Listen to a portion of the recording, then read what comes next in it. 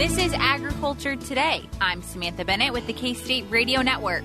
We begin with the Kansas Farm Service Agency update, provided by Ag Program Specialist Molly Evans. She provides updates on ARC-PLC planning for 2023 and payments for CRP and ARC-PLC for 2021 crops. Also ahead, K-State entomology students Mollie Toth, Victoria Pickens, Hannah Quellhorst, Cameron Osborne, and Molly Edeburn join us to discuss their experiences winning an award for the best innovative idea to feed the world.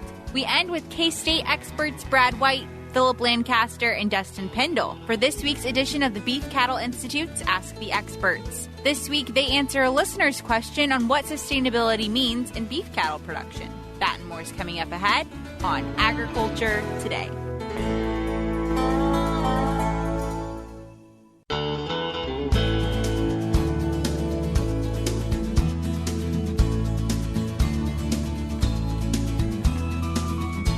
This is Agriculture Today. We are back with our friends from the Farm Service Agency, and today we have joining us Mollie Evans. She is an Ag Program Specialist with the Kansas Farm Service Agency. So, Mollie, thank you so much for joining us today. Thanks for having me. Absolutely. So, you've got quite a few updates you wanted to go through today, but first and foremost, let's start off with any upcoming programs that those listening should know about. Yeah, so we have a couple. Right now, we've just started our ARC-PLC program for 2023. So that timeline is going to be October 17th through March 15th of 2023.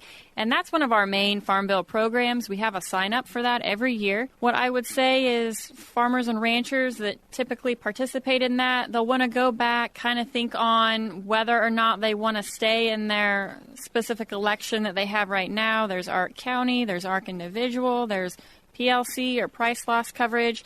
And it just kind of depends on if folks want to control more the revenue aspect or protect more against price. So kind of need to go back and make decisions on that by March 15th. And then the other one we have opening up right now is our dairy margin coverage, or DMC. That's also going to be for the 2023 year. It's opened up from October 17th through December 9th. That program is intended mainly to help dairy farmers manage changes in milk and feed prices. And I will point out, we had a news release come out that stated December 7th was the last day, and our policy is saying December 9th. So I'm going to say folks should probably just come in early December to sign up for that program if they're interested. So December 9th on that DMC. Absolutely. Yeah, try to limit some of the confusion around that. Yes. That's okay. It's just before, the beginning of December, hopefully. Yeah. And that's December of this year, correct? Mm-hmm. That's right. Excellent. So some great programs to check out and look into any changes that producers might be looking at. So good reminder to take those into consideration now. And then also along those kind of same lines is upcoming deadlines. Is there anything really pressing that we have quickly approaching for listeners to know about? We do. So we have a couple that are coming up here in December. So there's still some time for folks to get into their local county offices. The first one that's going to be coming up is for the non-insured crop program, or what we call NAP. So that's going to be December 1st. If anybody has any crops that aren't covered by crop insurance, and for this December 1st deadline, we're looking at crops for hay or graze like alfalfa, grass, mixed forage, so on. And then we've also got some fruit and vegetables like apricots, raspberry, grapes, strawberries, and there's a few more that I have, but I'm not going to mention. There's quite a few, really. But there's a December 1st deadline for that. And then another big one that we have on December 15th is going to be our acreage reporting for fall-seeded small grains. So we're looking at wheat and triticale, all that good stuff. That's not for a specific program. It's just to be eligible for a lot of our different programs. So that's going to be December 15th. It is every year, so it's an annual thing. I'm also going to make a plug for cover crops. FSA doesn't really require people to report their cover crops, but we encourage them to do so, especially since we've had a lot going on in the past.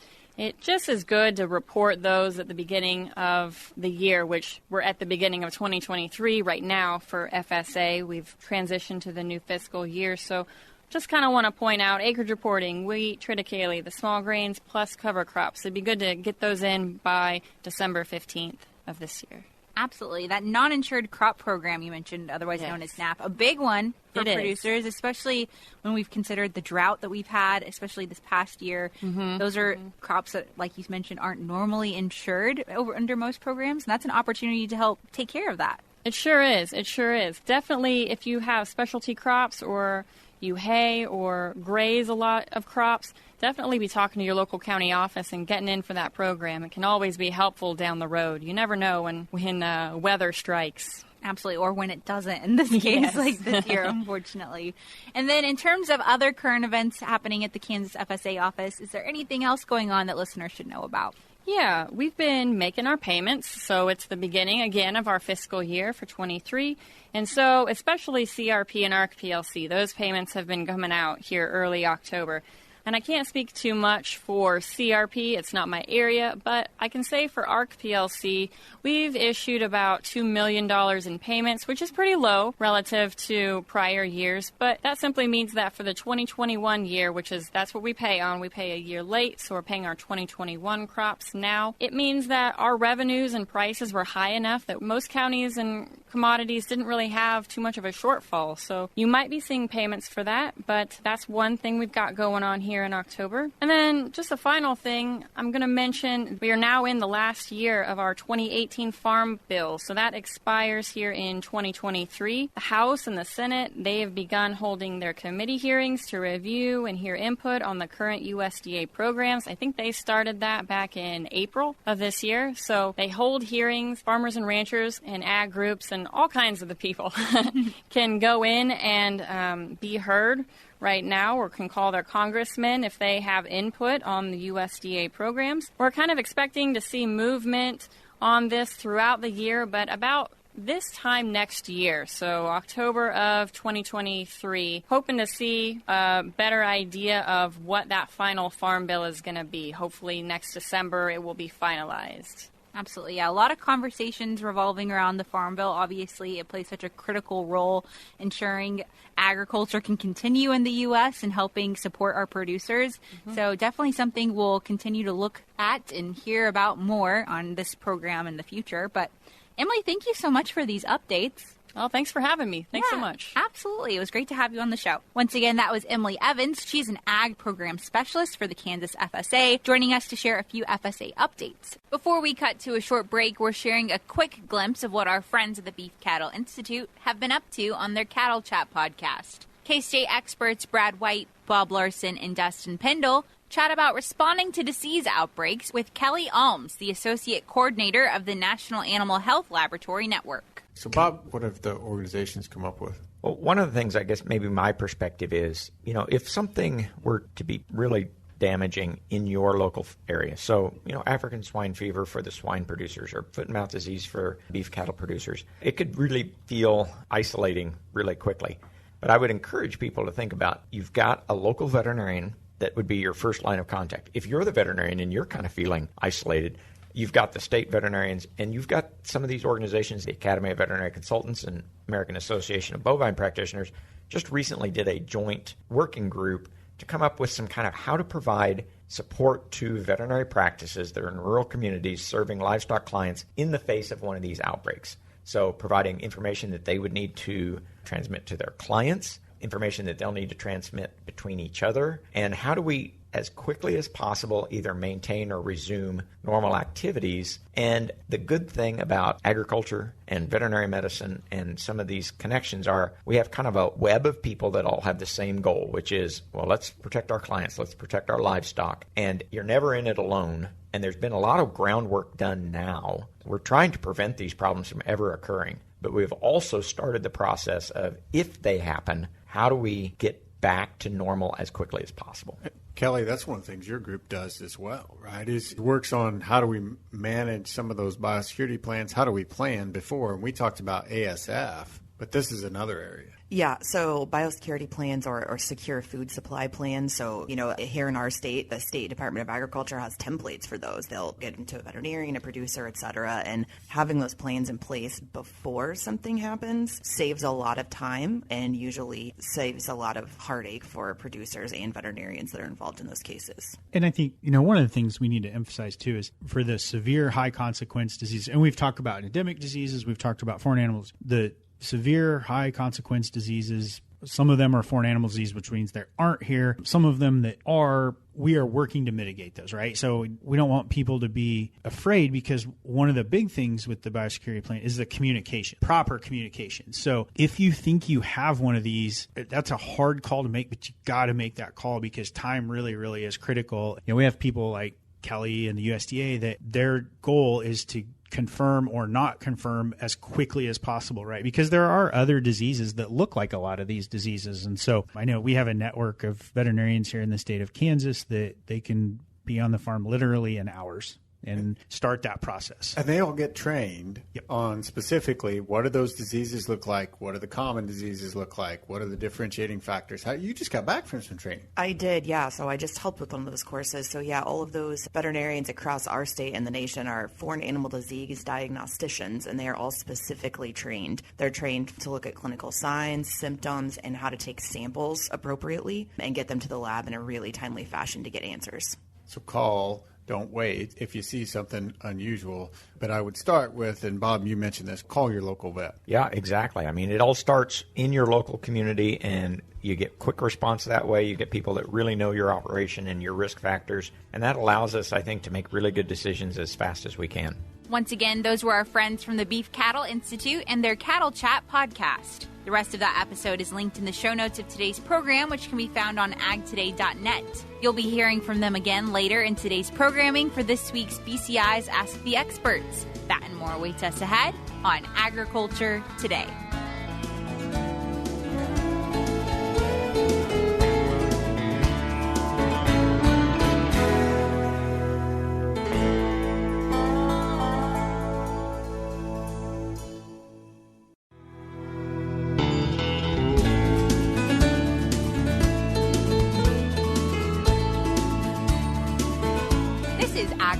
Today. We are back now, joined by several special guests in studio. We have with us students joining us from the Entomology department here at K-State, and I'm going to introduce each of them now and have them say hello real quick. So first and foremost, we have with us Mollie Toth. She is a master's student. Hello.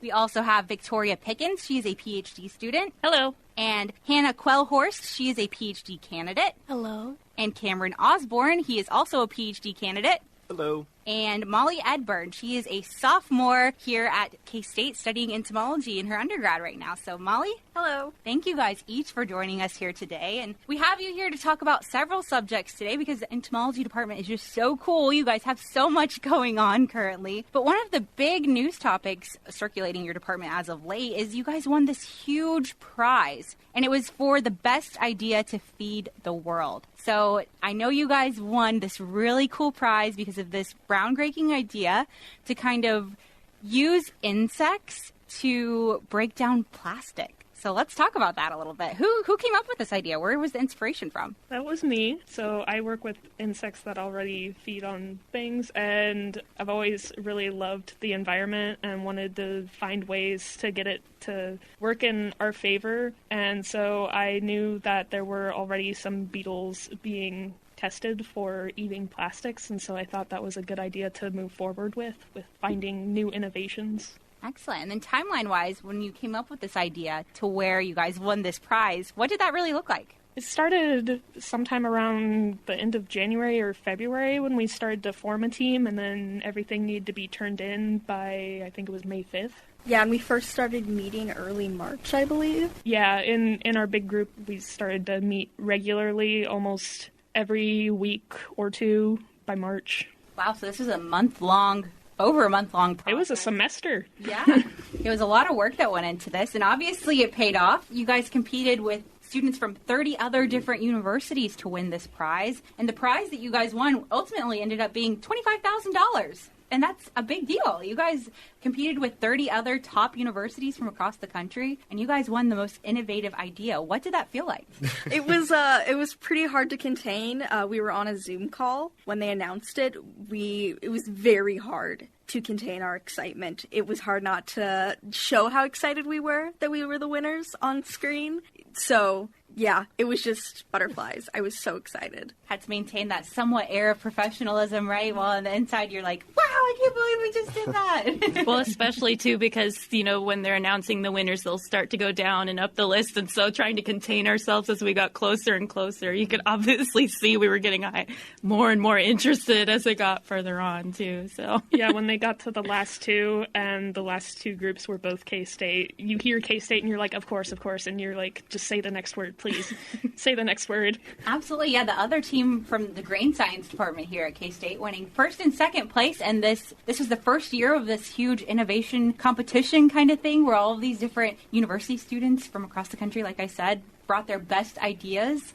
And you guys won first and second. That's incredible. Speaks to the quality of students we have here at K-State for sure. It was quite a surprising because we didn't even know that there was another K-State team until this Zoom call. We were like, what? That's so funny. Were you guys like, oh, hey, we know you? Well, we were joking, too, because both those departments are both in Waters Hall. So we were like, there must be something about either the building or maybe we should go see if they're here and say, yeah, We'll claim that now. There's something special about Waters Hall. Yeah. I've heard there's a ghost, but anyways, that's a topic. There's definitely cockroaches. Well, being from the entomology department, that's kind of on brand in terms of bugs running around.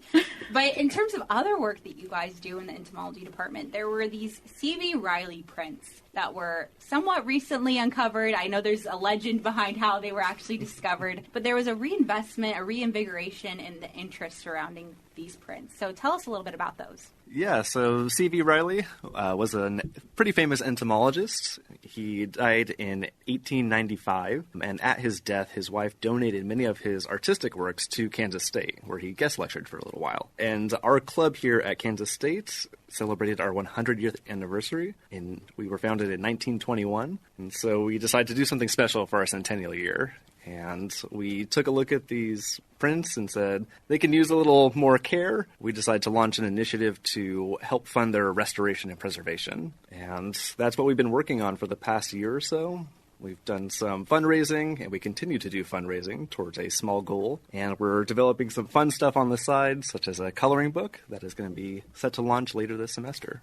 Wonderful. And from what I understand, the Pompano Entomology Club, that's what you guys Pompano Entomology Club, that's what you guys are a part of. And like you said, you have a goal of $10,000 that you're hoping to reach to refurbish these prints. And I'm sure listeners will cover at the end how they can kind of reach out and maybe help if they're interested. But C.V. Riley, you mentioned some of his history with K-State specifically, but this was an entomologist that was very well known and still is to this time for the work that he did. You mentioned he helped save the wine industry in France at one point. He was one of the first curators for the Smithsonian in terms of insect collections and things of that nature.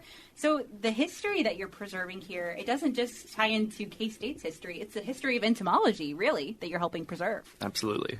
And there's a fun little irony to it also because the prints, it's all silk, which is produced by insects, and then it's printed with oak gall ink, which is from wasps, and it eats through the silk, and these prints are displaying insects, so insects eating insects to display insects. There is some irony in that, but that just goes to show the importance of preserving them. Like you said, such a challenge with the ink combating with the material itself in terms of longevity and things like that. So you guys recently had the chance to touch and witness them in person recently. What was that experience like, and what prints were you like, oh my gosh, I can't believe I'm seeing this right now? It was amazing. I didn't get to see them in person, but I've seen photos of them, and they look so detailed and beautiful. I really want to see how these get fixed up and we make them a little nicer because they're really beautiful. And I know for me, I underestimated the sheer size of these prints. So whenever people were describing them, it's just a drawing. So most of the time we think of drawings as maybe like the size of a sheet of paper, but these drawings are massive. They're covering like whole table lengths. And I don't remember how 6 big. feet. 6 like feet. 6 feet by 4 feet. Some of them can even be a little bigger. It's crazy. Yeah, the amount of detail and intricacy in some of these drawings. And I know a lot of entomologists have used these prints, the digital copies at least, to be able to help with classifications later on, too. So it's pretty amazing. Yeah, there's no years on these, so we estimate them to be from around 1860 was our closest estimate. The colors have held up really well, which is really exciting to see. But we do have some water damage and small tears that would be perfect for preservationists to come in and mend those. Absolutely, and you guys are partnering with people that you connected with through the university to kind of help and, take over this project with the funding that you're working on collecting to really ensure that these pieces of history, artifacts at this point, really get to continue on, preserve their legacy. And it's kind of crazy. 69 of these prints, is that correct? So not just, we're not talking a handful of these huge, large tapestries here. There's 69 of them that you're hoping to preserve. That's incredible. Yeah, and they come in all different shapes and sizes and depictions. Some are rough sketches, others are big black and whites, and then quite a few of them, I think the majority are color prints as well. And they depict everything from butterflies, like monarchs, to beetles, a lot of agricultural pests too. And we also have copies of these prints that we sell, and proceeds from those sales actually go back to the restoration fundraising. So if people are interested, you can also buy some of these copies for yourself. Yeah, that's wonderful. You mentioned the prints now, the coloring books that you guys have been working on. So if listeners are tuning in and they want to be a part of helping preserve, like I said, these K-State artifacts, really, how can they do that? Our club is Popenoe, popenoe.org. You'll find a little bit about our club and one specific tab for Riley, CV Riley. We have a link to the University Foundation account that we run, so your donations go towards this project specifically, and are tax deductible through our foundation. Excellent. We'll link those in the show notes, which can be found on agtoday.net. But an incredible project worth encouraging and worth working towards, so I applaud you guys on this for sure. Thank you. We were chatting beforehand, and I was asking about each of the research projects that you as graduate students and students here at K-State are working on, and we have a list of things that I would love to cover in the future, so hopefully we will continue to hear from you guys soon on the program. But thank you so much, each of you, for your time today. I really do appreciate it. Thank you. Thank you. Thank you. Thank you. Once again, those were entomology graduate students Mollie Toth, Victoria Pickens, Hannah Quellhorst, and Cameron Osborne, as well as undergraduate student Molly Edeburn. They joined us to talk about their experiences winning a $25,000 award for their best innovative idea to feed the world, and their efforts to raise money in order to refurbish and preserve prints from well-known entomologist C.V. Riley that potentially date back to the late 1800s. As always, if you are on the go and listening to us on the radio with one of our radio station partners, and you're wanting to listen to more from Agriculture Today through the rest of today's programming, be sure to check out our podcast. We are available as a podcast anywhere podcasts can be found. Simply search for Agriculture Today, and you should find us there. Be sure to give us a listen, and that's also where the show notes for today's program can also be found, with all of the available links that are discussed during today's programming. We'll be back with more ahead shortly on Agriculture Today.